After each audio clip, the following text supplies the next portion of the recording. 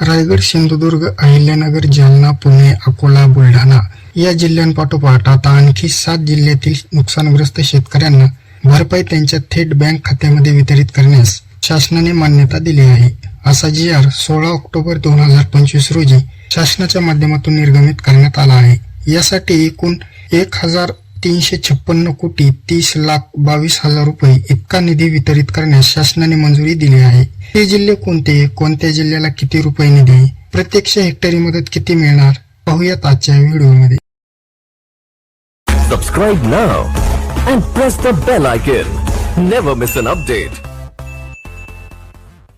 नमस्कार मित्रांनो, राज्य शासनाने दिनांक 13 ऑक्टोबर व दिनांक 15 ऑक्टोबर रोजी शासन निर्णयाद्वारे काही जिल्ह्यातील शेतकऱ्यांना भरपाई वितरणास मंजुरी दिली होती.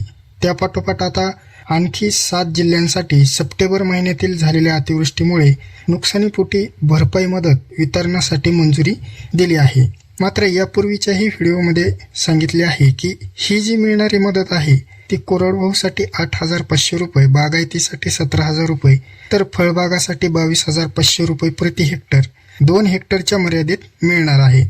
उर्वरित जे 10,000 रुपयांची मदत आहे ती SDRF अंतर्गत रब्बी हंगामातील बी बियाणे खरेदीसाठी 10,000 रुपये प्रति हेक्टर 3 हेक्टरच्या मर्यादेमध्ये मिळणार आहे. मात्र अद्याप त्या 10,000 रुपये प्रति हेक्टर मदतीची जी प्रतीक्षा आहे ती कायम अशीच आहे. आता पाहूयात ते 7 जिल्हे, ज्यामध्ये पुणे विभागामधील सप्टेंबर महिन्यात सातारा जिल्ह्यामध्ये 4,219.28 हेक्टर क्षेत्रावर 11,113 शेतकऱ्यांचे नुकसान झाले. त्यासाठी 6,29,03,000 रुपये. तर कोल्हापूर जिल्ह्यामध्ये 1,696.36 हेक्टर क्षेत्र बाधित झाले, ज्यामध्ये 5,860 शेतकऱ्यांचे नुकसान झाले. याकरिता 3,18,00,000 रुपये. यासोबतच छत्रपती संभाजीनगर विभागामधील बीड जिल्ह्यात सर्वाधिक 6,44,918.55 हेक्टर क्षेत्र बाधित झाले होते, ज्यामध्ये 8,06,513 शेतकरी नुकसानग्रस्त झाले. यासाठी 577,78,92,000 रुपये.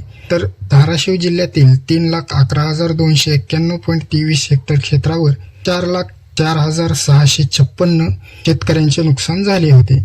याकरिता 292,49,22,000 रुपये. व लातूर जिल्ह्यामध्ये 4,15,492 शेतकऱ्यांचे 2,36,628.99 हेक्टर क्षेत्र बाधित झाले. यासाठी 202,38,19,000 रुपये.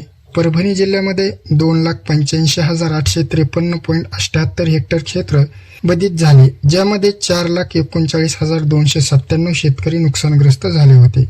याकरिता 245,64,64,49,000 रुपये. आणि नांदेड जिल्ह्यामध्ये 83,267 शेतकऱ्यांचे 32,073.02 हेक्टर क्षेत्र बाधित झाले.